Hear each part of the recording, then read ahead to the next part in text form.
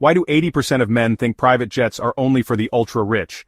Owning a private jet on just $5K a month, it's more achievable than you think. Let's break it down. First up, fractional ownership. Imagine splitting a jet with a few like-minded blokes. You get all the perks without the full price tag. Average monthly cost? Around $1,500. Next, jet cards, pay-as-you-fly packages. Think of it like a prepaid phone plan. But for jets, cost? As low as $100 per hour of flight time.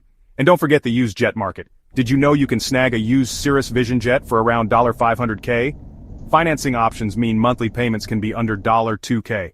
Now add in maintenance and storage. You're looking at another $1,000 to $1,500 a month. With smart budgeting, you're flying high without breaking the bank. Join a jet sharing club and you're golden.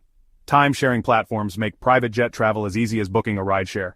So yes, you can fly private without being rich. Just fly smart. Ready to take off? Smash that like button and subscribe for more tips on living the high life on a budget.